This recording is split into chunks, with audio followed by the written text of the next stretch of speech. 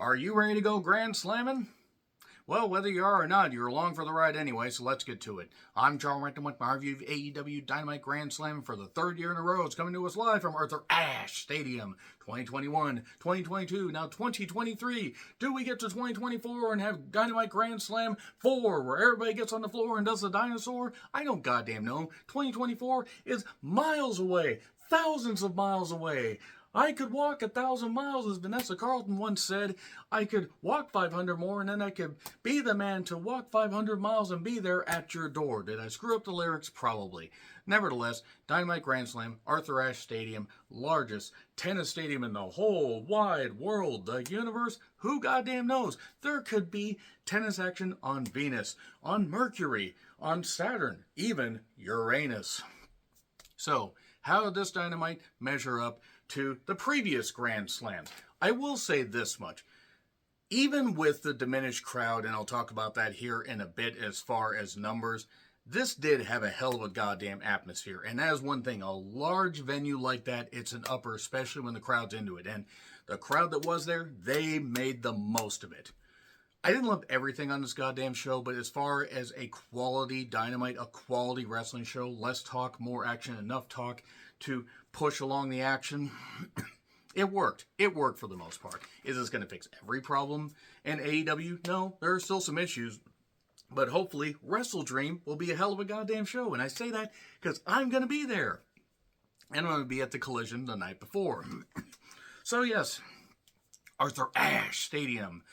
And for the 2021 event, they apparently got pretty close to a sellout. The capacity is 23,771.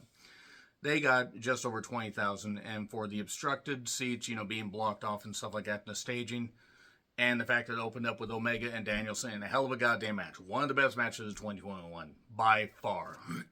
Goddamn incredible. Really great shit. 2021 had a lot of great action, and that was one of those matches. That was way high up. Now, 2022 had higher ticket prices, but, still only did 13,800 people. Now, that's not all that great, but they had a bigger gate. Unfortunately, according to WrestleTix, and the final number isn't out yet as of this recording, they may have gotten to 10,000, maybe even 11,000, but they were doing some discounted tickets. Like, a lot of those tickets apparently in the upper decks were like pretty goddamn cheap. It was like Vince McMahon from 1997 wanted to fill out the Alamo Dome, and hey, we'll just do $10 tickets. That's great shit, pal. Ha ha ha. But in all seriousness, it is a hell of a goddamn atmosphere, but they have to really right the ship here, because if they could only get about half the venue filled, then they're gonna run into trouble in 2024. So I really hope that things turn around and maybe they can, host this and it can be an even bigger crowd. Because in a stadium like that, when you only have half the thing filled, even with the crowd being as hot as they can, you can feel it. You can really goddamn feel it. Like, because it's like, ooh, you can hear the echoing a little bit. That being said, Excalibur, Shivani, and Taz on commentary. Huge pop for Eddie Kingston. And he was emotional. He was enthused. He was really, really up. Claudio, switch with Utah. And he's been the champion for so long. Okay, no, in all seriousness. Eddie Kingston against Claudio. Title for title. Strong Open Heavyweight Championship. Oh no, that almost kicked the Shiite out of him. That is an MXC reference, if anybody doesn't know.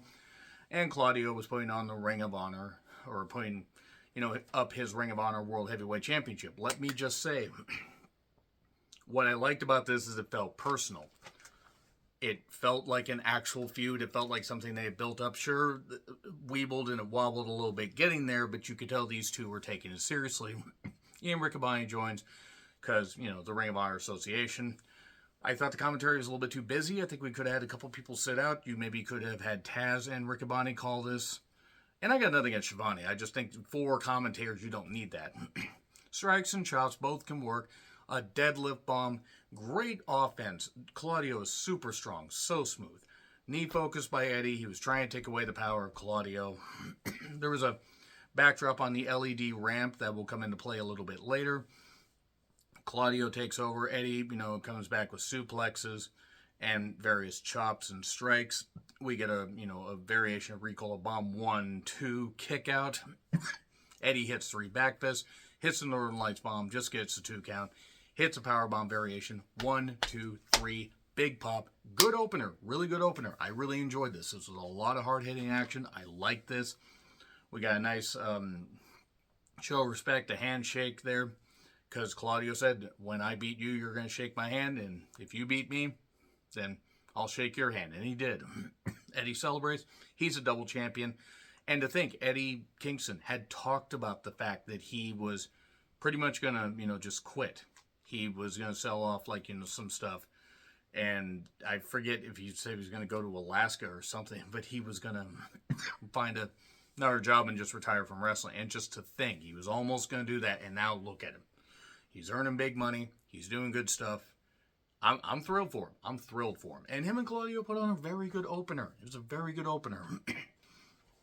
And then the Kingdom was with Roderick Strong in the hospital. And I like Mike Bennett. I don't mind Matt Taven. This is goofy. This is stagey. This is stupid. Adam Cole, baby, shows up. I do want to say, God, that nurse, she was gorgeous. Who is she? She was gorgeous. Cole, I know what they're trying to do. They're trying, they're obviously Roddy is faking the whole neck injury. And Cole's buying into it. They're making him seem like a sucker. So Renee is with Christian and Luchasaurus. Hype for Rampage with the tag match where it's Darby and Sting. And then there's going to be a 3-way, not handicap match for the TNT Championship on Collision. Sting cannot be there, by the way, if Darby wants that shot. And then Sammy has a light-up vest like Jericho. Used to have a light-up jacket. I don't know how much effort that rapper put into his performance, but more would have helped because that wasn't very good. Jericho versus Sammy. Okay, let me say I stand by everything I said about Jericho. He is washed, and while he has tried to deliver on muscle memory alone, the spirit is willing, the body is full of the bubbly, and he can't go anymore. Sammy does a dive. Jericho does a suplex on the floor. We go to a break. They use each other's moves. Sammy busts out the code breaker. There was a bad botched, springboard kick. Oh boy, that was real bad. That was real glaring. It's not like, and Jericho knew that if he jumped, he probably would have flummoxed, but Jesus, they shouldn't have done that. It kept going. I do think that this, and I know what they were trying to do, and they were channeling WrestleMania 19, except Jericho was in the Michaels role here, and Sammy's in a Jericho role. A top rope cutter. And then the knees up on a top rope lion salt. Jericho yells at Sammy literally to move into the center of the ring so he can hit his lion salt, and he barely did. He might as well have held up goddamn cue cards. And then a GTH, and then the shooting star into a codebreaker, 1, 2, 3, and then they milk the hug, and then Sammy low blows him. Sammy, curse your sudden and obvious betrayal. And then here's Callis to a lot of boos. Yay, good, that's good. I want more Don Callis on my television. I mean, maybe if I say that, they'll do the reverse and they'll take this idiot off of there. So, Sammy is upset with Jericho, and he's like, okay, whatever, we're going to do that. That makes sense. That makes sense, but the association with Callis, oh no. MJF and Cole arrive in a Porsche. I know it's a Porsche, but whatever. MJF says he's got a chip on his shoulder and he's going to beat Joe over the head with the chip. Is it a potato chip? Is it Ruffles has ridges or Muffles have midges? What is wrong with me? Oh yeah, it's very early Thursday morning and I'm reviewing this. Cole gets a call from Roddy. MJF's like, you're going to be in my corner, right? Then backstage with Callis and Sammy. Garcia is pissed, but Callis says, this guy's money, we can't do this. Now we get Phoenix and Jon Moxley. AEW International Incident Championship. And okay, I was tipped off as to something that happened here. A friend of mine did tell me that, watch for a couple things that happened in this. I'm like, okay. Referee Rick Knox. So I'm amazed that any rules were enforced. Mox landed bad on a dive that Phoenix did off the stage. And I think that was the first of a few issues. Because Mox could have said he was playing possum. It may have seemed like he was playing possum. I don't think so. I think he was rocked temporarily. And then the pop-up in the color. Pop-up, Mox, punch! Mox takes over. Phoenix fires back. Hits a leg drop on the Mox while Mox is on the guardrail. And then later, a gotcha-style pile driver during the break. A stomp on the stage, back from break. A pile driver for 2. A senton. And then that spike driver that Phoenix does. Mox lands right on his goddamn head. Good job, Phoenix. Good job, you fucking idiot. And Knox has to pull up on the 3 count. The crowd boos heavily. So instead of just calling the thing as a shoot, like, oh shit, whatever. Mox basically probably tipped off Knox. I'm fucked. We need to switch this. Maybe Phoenix is going to win the title originally. I don't know. A second driver where Mox again lands on his head. I mean, not as egregious as the first. 1, 2, 3. Jesus. So, new champion. They called an audible. They had to. I hope that Mox is all right. I may not care for Mox's stuff and all the, the blood and, just the overly blading and stuff like that and the weaponry use. But I don't want to see him hurt. He's a father. He's a husband. And he's recovered from, alcohol, addiction. He's better. And I hope that he's all right. I hope that he maybe just has a little bit of time off to be okay. It could have been a bad stinger. It was shades of SummerSlam 97. I got bad flashbacks there. That was vile. And if he is out for a while, then Phoenix needs to bear the brunt of the blame. These things happen, obviously. But Jesus, that was unsafe. That was really unsafe. Anyway, new champion. So Joe is backstage. It's the night of consequences. He's going to destroy MJF. And Rampage is 2 hours. Like I said, I will review it. A tag team 4-way with the Hardys, the Kingdom, the Best Friends, unfortunately, are still there, and the Righteous, Vincent and Dutch Oven. I don't know. Toni Storm with the movie reel entrance. My God, she is gorgeous. This was great. This was a great entrance. Soraya, unfortunately, is also there, despite her neck being held together by dollar store glue and paper clips. Whose side is Ruby on? Soraya's. Now, Toni bumped her ass off, and Soraya cannot do anything. And it's funny that Soraya knocks the fans and says wrestling Twitter is full of neckbeards and full of all this stuff. Yeah, at least we have necks that work. How's your neck going to work? It's not going to work very good.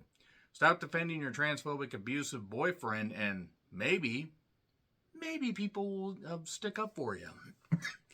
Toni desperately trying to make this work. She chopped her in the titties. She chopped Ruby in the titties. Toni goes under the ring. She gets some shoes. Watch out for the shoe. And then she has a pump in her hand and hits it. And we're doing smoke and mirrors here because Soraya cannot work. A sunset bomb where Toni landed right on her goddamn neck. More back and forth. Ruby got involved. And then a Storm Zero after a kiss. Toni's like, oh, fuck it. Soraya's used to this on camera. A kiss. Storm Zero, 1, 2.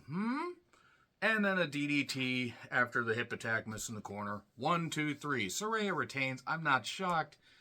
But goddamn. Have Thunder Rosa come back and beat her at Wrestle Dream. It'd be a quick turnaround. But it'd be something. It'd be something. Rampage Rundown. Apparently they taped half of it before the show started. And let's just say a lot of the crowd was pissed.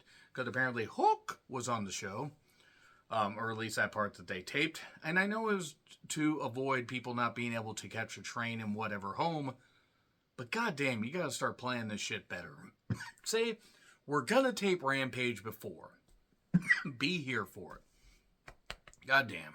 Good old allergy season starting to kick my ass. Collision Rundown. RVD Returns. FTR takes on the Twerk Horsemen. I think that's their name.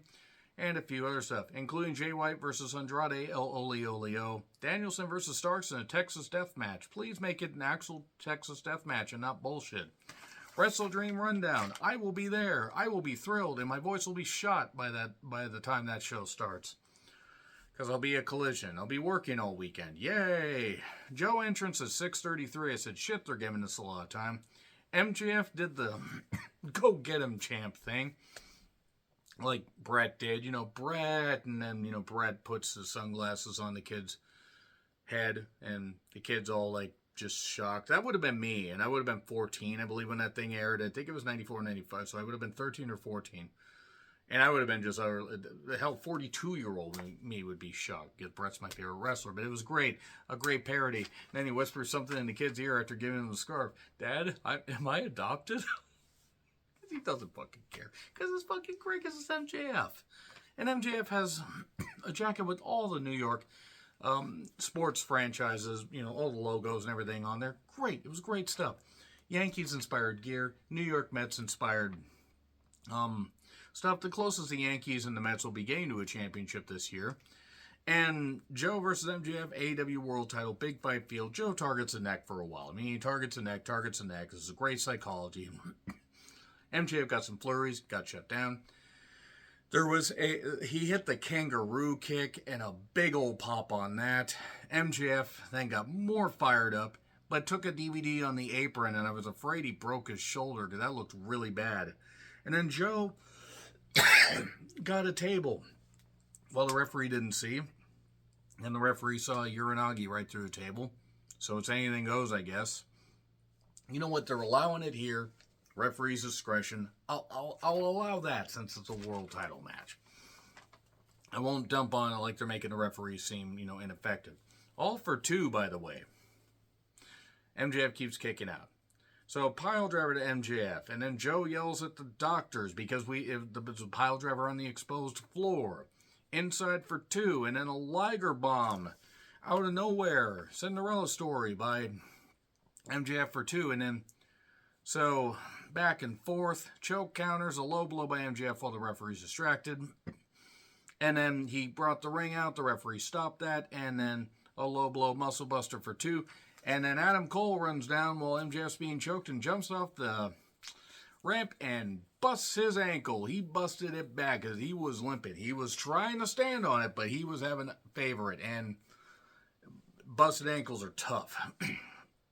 Unless you're like Harry Von Erich and then the foot's just like a pop top. Pop it off. So anyway, Cole's still selling that ankle, but he's encouraging him. Referee gets distracted. Also knocked out of position. So the referee's like, fucked. And then MJF gets a chain, chokes, and Joe's out. MJF wins. Cole picks up the chain because MJF had it under his arm. He picks it up to hide the evidence. And even Joe shakes his hand. Shakes MJF's hand. Big old celebration. There you go. Hopefully Cole's ankle is not that bad. He just needs some rest. And him and MJF get to wrestle at Wrestle Dream. Regardless, I hope that he recovers. Good stuff overall, though. Hot start, hot finish. Thought we were going to have a surprise or whatever, like show up. Because they gave that a lot of time at the end. But nevertheless, it was what it was. And the best part is they announced that at the beginning of the main event, we are going to stick with this as long as possible. They probably should start that at the beginning of the show. But nevertheless, they got about 10,000, 11,000 people, depending on the final total. So hopefully they can right the ship and maybe they can get back to about that 14,000, 15,000. Because if they drop any more, if they drop below 10,000 for this venue, that is, no matter how much money Khan has, that's a detriment to the town. Or the morale of the town. Not a great look. Pretty hot crowd, but I really, really hope that the attendance can improve. Because then the wrestlers are more motivated. That being said, let's see what happens with Dynamite or Rampage Grand Slam, and let's see what happens with Wrestle Dream and then Full Gear at the Kia Forum. It's a lot. That's about as big as the goddamn Climate Pledge Arena. Nevertheless, let me know your thoughts in the comments. Like, share, subscribe, Twitter handle in the description. I'm John Rentlin. I'll see you soon.